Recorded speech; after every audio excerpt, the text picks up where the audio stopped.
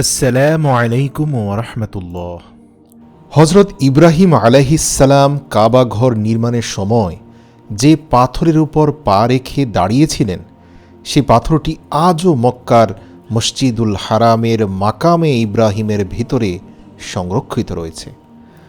সাইয়েদনা হজরত ইব্রাহিম আলাইহিসসালামের কদম মোবারকের স্পর্শে পাথরটি নরম হয়ে যায় এবং সেই পাথরের উপর হজরত ইব্রাহিম আলাইহিসসালামের কদম মোবারকের চিহ্ন তৈরি হয়। আল্লাহ রব্বুল আলামিন তার প্রিয় হাবিব নবী করিম সাল্লাল্লাহু আলাইহি ওয়াসাল্লামের বরকতময় কদমকেও একই মোজেজা দান করেছিলেন, যার কারণে নবী করিম সাল্লাল্লাহু আলাইহি ওয়াসাল্লামের কদম মোবারকের স্পর্শেও পাথর নরম হয়ে যেত। তাই রাসূলুল্লাহ সাল্লাল্লাহু আলাইহি ওয়াসাল্লাম এর কদম মোবারকের ছাপ আজও অনেক পাথরের উপর সংরক্ষিত আছে। হজরত আবু হুরায়রা রাদিয়াল্লাহু তাআলা আনহু বর্ণনা করেন, রাসূলুল্লাহ সাল্লাল্লাহু আলাইহি ওয়াসাল্লাম যখন পাথরের উপর দিয়ে হেঁটে যেতেন, তখন তার কদম মোবারকের নিচে পাথরগুলো নরম হয়ে যেত এবং তাদের উপর আমার প্রিয় রাসূল সাল্লাল্লাহু আলাইহি ওয়াসাল্লামের পা মোবারকের ছাপ পড়ত। হুজুর সাল্লাল্লাহু আলাইহি ওয়াসাল্লামের কদম মোবারক ছিল অত্যন্ত বরকতময়।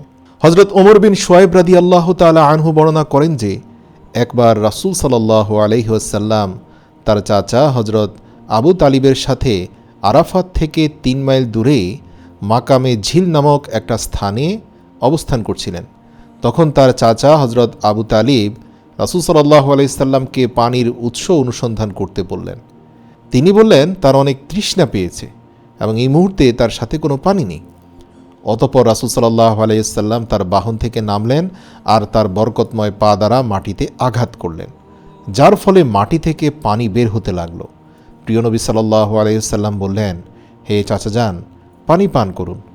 যখন তার চাচা পানি পান করলেন, তখন নবী করিম সাল্লাল্লাহু আলাইহি সাল্লাম আবার সেই একই স্থানে তার বরকতময় পা রাখলেন এবং সেই স্থানটি পুনরায় মিলে গেল আর পানি ফোয়ারা বন্ধ হয়ে গেল।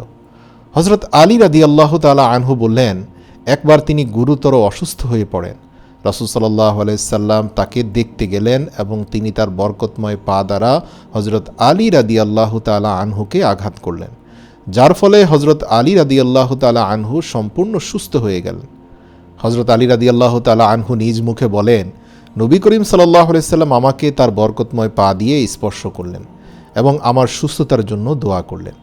তিনি বললেন, হে আল্লাহ, তাকে আরোগ্য দান করেন এবং তাকে সুস্থতা দান করেন। হজরত আলী রাদিয়াল্লাহু তাআলা আনহু বললেন, নবী করিম সাল্লাল্লাহু আলাইহি সাল্লাম এর দোয়ার বরকতে আমি তাৎক্ষণিকভাবে আরোগ্য লাভ করি এবং এরপর আর কখনো আমি এ রোগে আক্রান্ত হইনি।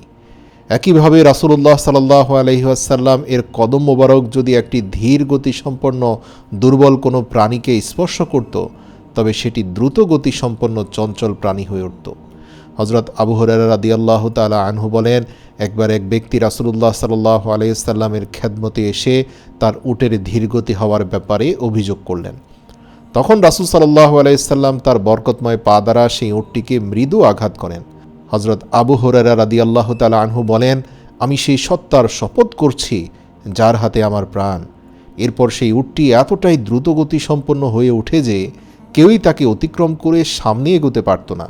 হজরত জাবির রাদিয়াল্লাহু তাআলা আনহু এর উটকেও রাসূল সাল্লাল্লাহু আলাইহি সাল্লাম গাজওয়ায়ে জাত আল রিকাক এর সময় তার বরকতময় পা দ্বারা মৃদু আঘাত করেছিলেন, যার বরকতে সেই উটটিও এমনই দ্রুতগতি সম্পন্ন হয়ে ওঠে যেমনটা হাদিসে উল্লেখ আছে যে প্রিয় নবী সাল্লাল্লাহু আলাইহি সাল্লাম সেই উটটিকে তার বরকতময় পা দ্বারা লাথি মেরেছিলেন এবং উটটির জন্য দোয়াও করেছিলেন, যার ফলে উটটির গতি এতটাই বেড়ে গিয়েছিল যা আগে কখনো দেখা যায়নি।